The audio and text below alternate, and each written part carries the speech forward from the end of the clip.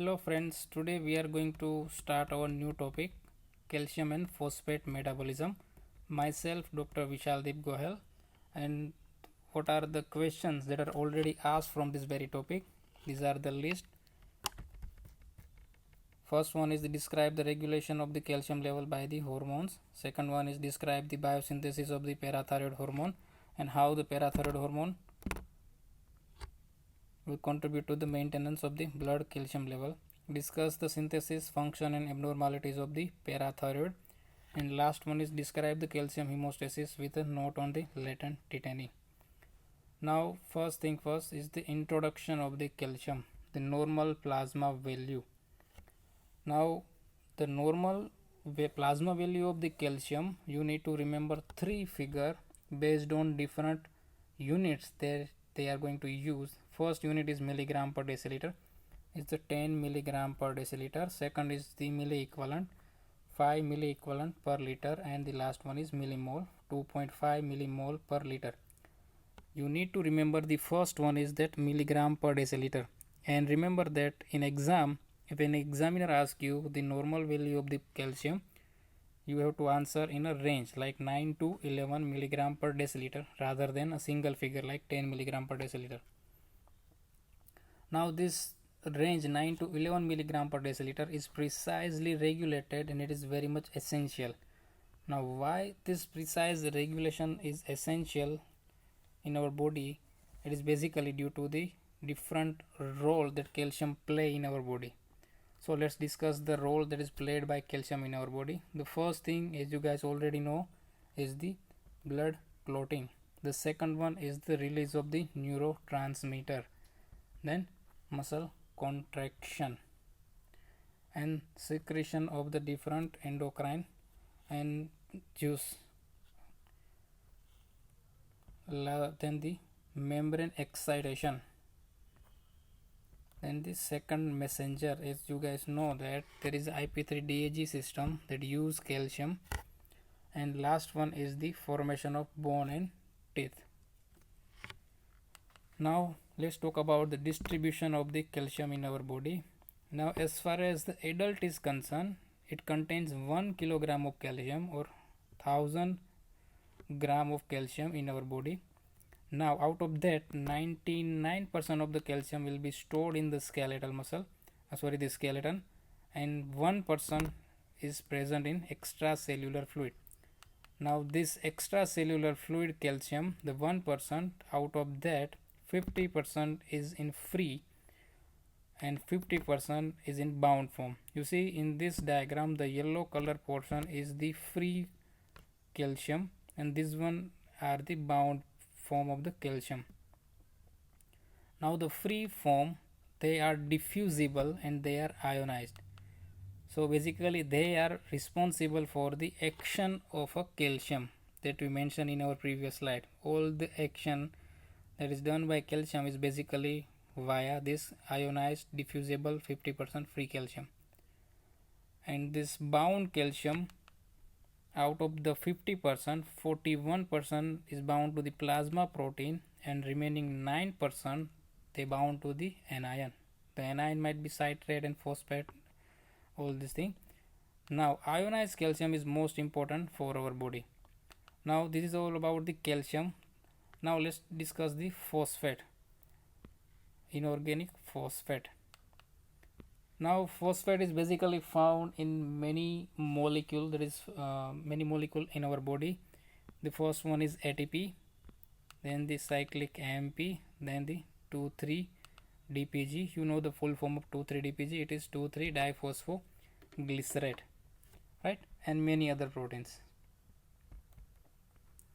Now the phosphate is responsible for the phosphorylation of the different proteins during the cellular function. So basically phosphate is involved in regulation of the cellular function. Now total body phosphorus is 500 to 800 gram, and out of that 500 to 800 gram, 90% is in skeleton, in bone, and the total plasma phosphorus that is present inside the circulation, there are 12 milligram per deciliter. You can easily compare the plasma phosphorus with the plasma calcium, you see the calcium is about 9 to 11 milligram per deciliter and the phosphorus is 12 milligram per deciliter. So it is not surprising that like calcium phosphate metabolism both are closely regulated. Now out of this 12 milligram per deciliter, 2/3 is in organic compound and the remaining 1/3 is in inorganic compound, inorganic phosphorus. Now in this inorganic phosphorus they are in the three form. One is PO4 3 minus, then the HPO4 2 minus, and last one is the H2PO4 minus. Now the last two that I mentioned over here, they are responsible for the buffer system, the phosphate buffer system. And the amount of phosphorus normally entered in the bone is basically 3 milligram per kg per day, and with equal amount is leaving via the reabsorption. Now let's discuss this last two form of the inorganic phosphorus and their role in the acid base balance. Now in plasma, mainly inorganic phosphorus is present in the two form, the last two that I mentioned, HPO4 2 minus and the H2PO4 minus.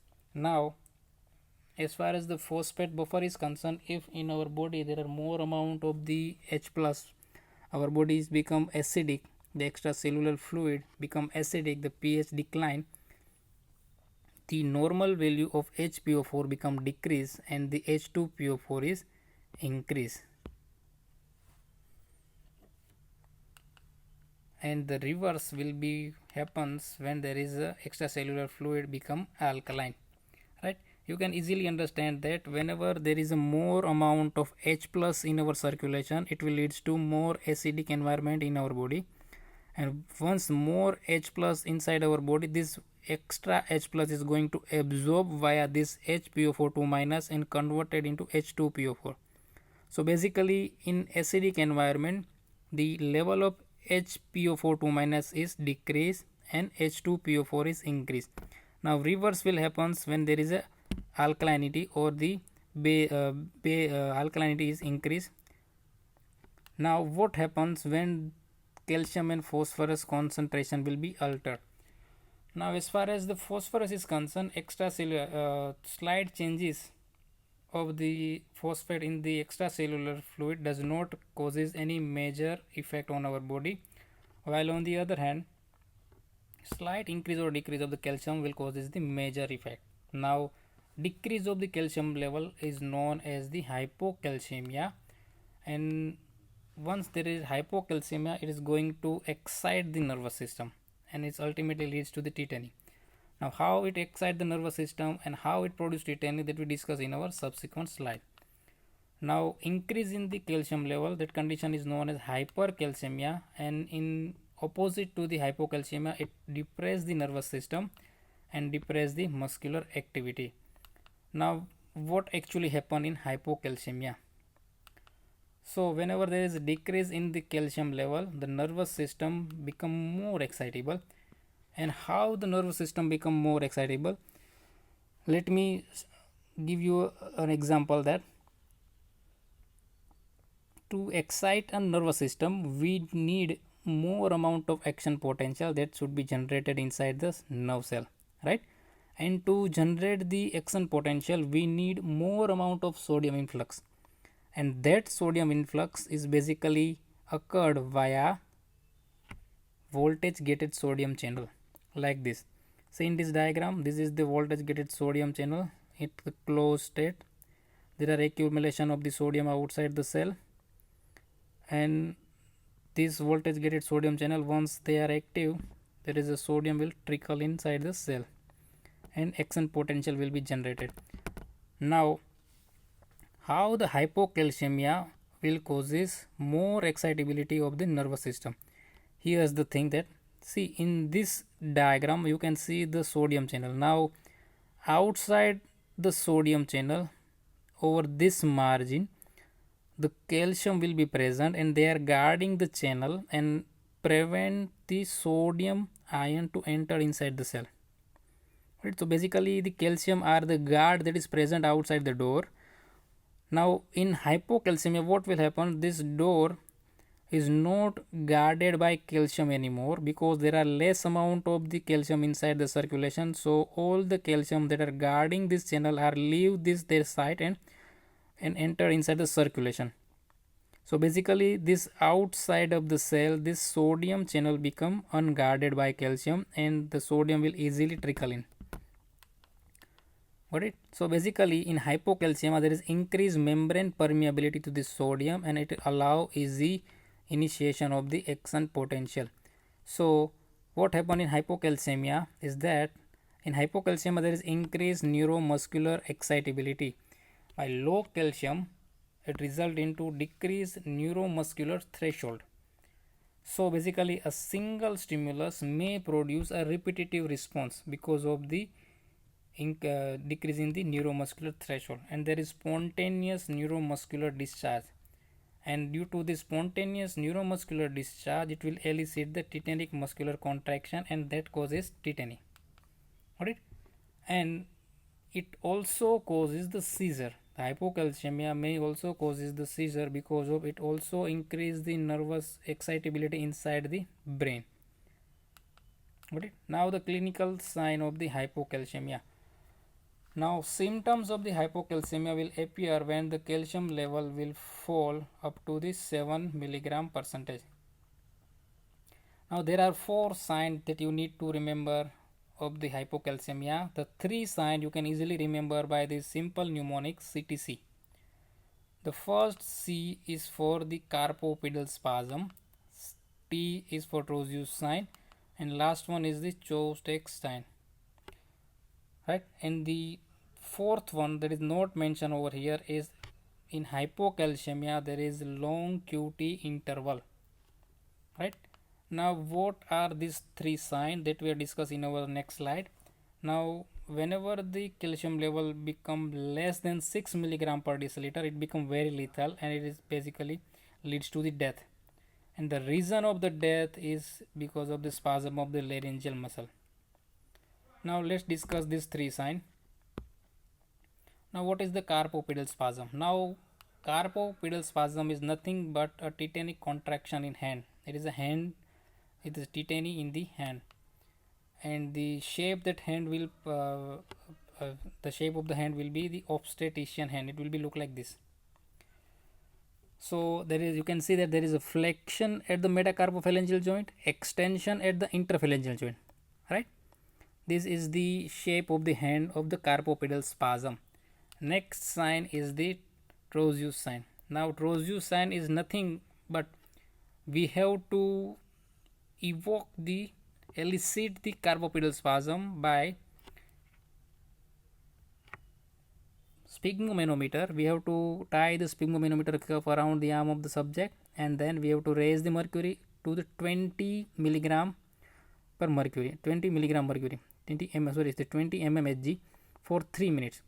So in Trozius sign we have to elicit the carpopedal spasm by sphygmomanometer. We have to raise the mercury to 20 mm Hg for 3 minutes. Right? And the carpopedal spasm will be elicited. Now the last one is the Chostek sign. Now what we have to perform in Chostek sign? We have to just tap angle of the jaw. We have to tap the facial nerve that is present over the angle of the jaw, and it leads to twitching of the facial muscle. Now if you are interested in the branch of the facial nerve, it is the mandibular branch of the facial nerve. If we become more precise, it is the marginal mandibular branch of the facial nerve. Now based on this discussion, there is one comment is already asked that the carpopedal spasm occur in the tetany. Now what you should write it down in such comment? The first thing first is the when the blood calcium level fall to 6 to 7 milligram per deciliter, peripheral nerve fiber become so excitable that they begin to discharge spontaneously. Obviously you can also mention over here this increased permeability of the sodium. Now ultimately it leads to initiate the trains of nerve impulse and that pass to the peripheral skeletal muscle and elicit the tetanic muscular contraction. When that occur, it will leads to carpopedal spasm. You also mentioned that the flexion at the metacarpophalangeal joint and extension of the interphalangeal joint will take place. Now one more comment is asked that I not mentioned in this slide is that hypocalcemia does not leads to clotting deformities, right? The answer is that when the blood calcium falls to certain level less than 6 milligram per deciliter, still it is enough for blood coagulation processes, but it is not enough to prevent the laryngeal spasm. So person die first before the blood clotting deformities will take place. Now the next one is the hypercalcemia. Now what happens in hypercalcemia? Basically the calcium level will be raised. Now when the calcium level in the body raised above the normal, the opposite thing will be happens inside our body. The nervous system becomes depressed, reflex activity of the CNS becomes sluggish, and what about the QT interval? There is a decrease in QT interval, and the GI symptoms you need to remember the lack of the appetite and ultimately leads to the constipation. Now here's the thing, when the calcium level rise above 17 milligram per deciliter 17 in the blood, it will leads to bind with the phosphate and make a calcium phosphate crystal, and they are going to precipitate throughout the body. You need to remember the amount. The calcium level is supposed to rise above 17 milligram per deciliter to calcium phosphate crystal to occur, right? This is all about our today's lecture. In next lecture we are going to discuss about the bone physiology.